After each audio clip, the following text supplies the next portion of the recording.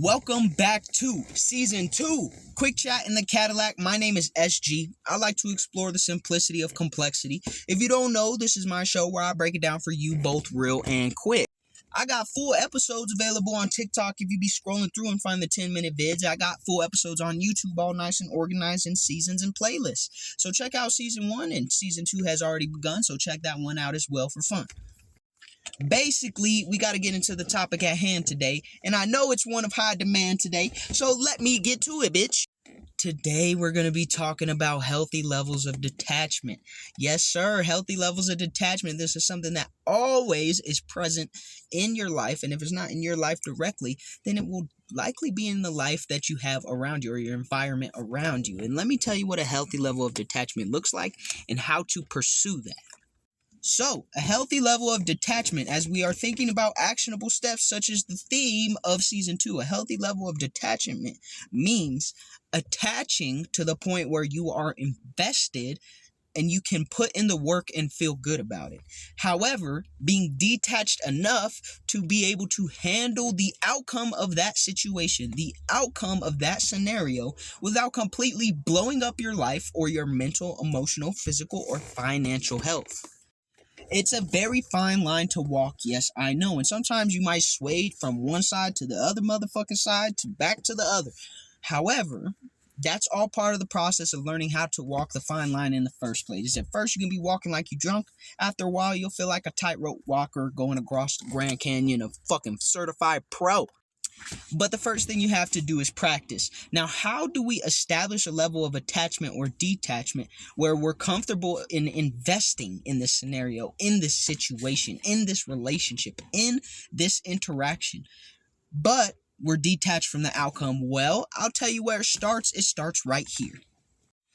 So many things start internal that it would be fair to say that everything starts internally instead of externally, except for when you're singing Michael Jackson, because you always got to be starting something. That was a dumb joke, and I fucked up the lyric, but I don't really care. Here's the thing. When you start internally, what I'm basically telling you is in order to be okay with investing and also be okay with whatever outcome, whether favorable or not, comes from investing into a situation, you have to be okay with where you are at right now. And to be okay with where you are at right now, you have to be okay with who you are right now. If you're not okay with who you are right now, then you have to be okay with taking action to change who you are right now so that you can see the results over time. And in order to do that, you have to be okay with being fucking patient. Do you see where I'm going? It's a lot of shit you got to do. But as you're working through this progress, you'll notice that things around you actually start to turn more in your favor, whether it's what you thought you wanted in the first place or something entirely different. That's up for you to find out, and that's not up to me to tell you because I clearly have no fucking clue. But what I will tell you is this. Having a level of attachment to the point where you're comfortable investing means you don't miss out on opportunities that you should have took because you're too afraid. But having detachment from the outcome means you don't blow up your life like a fucking toddler whenever shit doesn't go your way. And I'm talking to you like this, and not because I'm trying to be disrespectful or belittling. I'm talking to you like this because it's the truth, and I have experienced it firsthand in many, many different occasions where I was appropriately attached and detached, and where I was not appropriately detached and attached. And in both scenarios, you get a very clear and different result from that process, or from that interaction or situation, whatever the fuck word you want to use. But it also allows you to operate with the most efficiency, with the highest level of focus. And yesterday we talked about composure. This is a huge part of maintaining the proper level of attachment, walking that fine line between being too attached and too detached. But for people like me out here, for people like us out here who have a little bit of, maybe just a smidgen of trauma, a little smidgen of, behavioral issues or neurodivergencies or disorders or whatever the fuck you want to call it, for people out here who don't naturally and inherently and didn't grow up in an environment where they taught you exactly how to walk the fine line all the goddamn time, it could be a little bit difficult. Trial by fire, baby. Trial by fire. I'm a big believer in that. So, it's going to take a little cause and effect experimentation. But you're going to learn as you walk through those experiences exactly what it looks like when you get too detached and exactly what it looks like when you get too attached. You'll miss out on a few things because you're too afraid to get attached to them or even try them or even experience that life. And then you'll also fuck some shit up that you shouldn't have fucked up because you're way too attached. I saw a quote yesterday, or I heard a quote yesterday about someone, or from a reader on here, and essentially what he said was, you can't choke the life out of something that you don't have, that's not in your life yet. And that's very cool. I liked that saying because I thought it was very indicative of over attachment. But detachment is like if you close the door before, or if you lock the door before the opportunity has the ability to even open. Like if you put a deadbolt in the door before it has a chance to open, obviously you're never going to find out what's on the other side, and it could be very nice things on the other side. So the actionable step first starts internally. We've established that. You got to be okay with where you're at, and if you're not okay with where you're at, you got to be okay with the work you got to do to get to where you want to be. But there are a couple other steps that can help you along this process. The next step, as far as making sure you're both attached and detached, is asking yourself a line of questions. What value does this bring to my life? What value does this take from my life? And what are the things that are most important to me? If a situation is bringing value and taking value, as most situations will, because there's always going to be an equal exchange, you have to assess what's important to you. Okay, for example, if you are in a situation where you're working constantly, you're working 60, 70, 80, 90, 100, 120 hours a week. Let's say you're working a ridiculous amount, but you're being rewarded for your work plentifully and you're making a lot of money. It depends. That situation could be very beneficial to you or not very beneficial to you.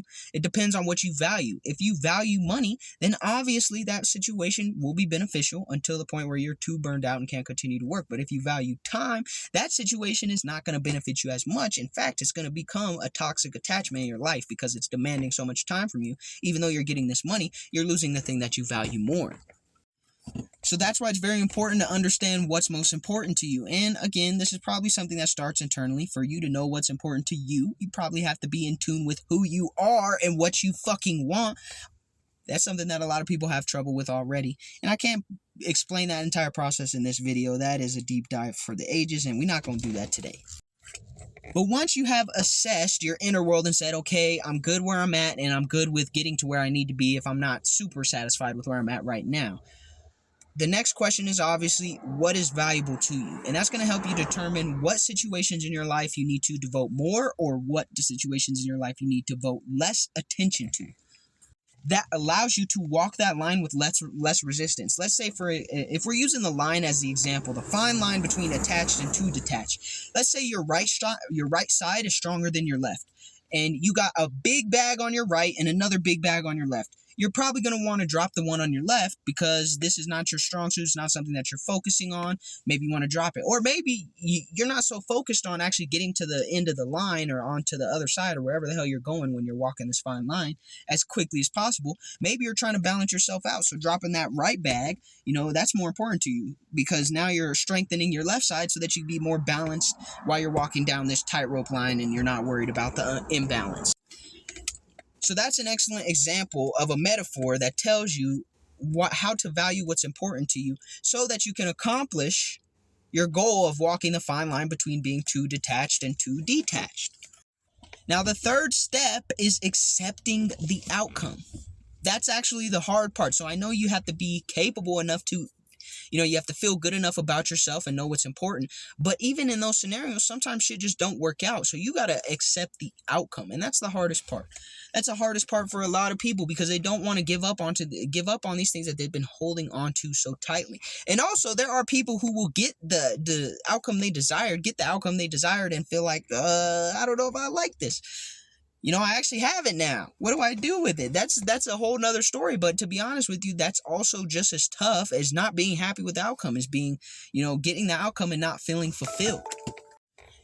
And in either scenario, you can argue that in step 3, accepting the outcome, in that step, any problem that you may have comes from previous steps where you fucked up. So let's say that you feel unfulfilled, but you got the desired outcome. Well, then you really didn't know what was important to you. Well, on the flip side, if you don't get the outcome and now you're feeling like, fuck, I didn't get the outcome, then you weren't cool with the process of making progress and being okay with yourself where you are and where you're going on your journey. So work on walking that fine line today. Detachment, attachment, you want to be somewhere in the middle. That's all I got to say for you today. My name's SG. This has been Quick Chat in the Cadillac. Please continue watching the series because it's going to help your ass. Peace.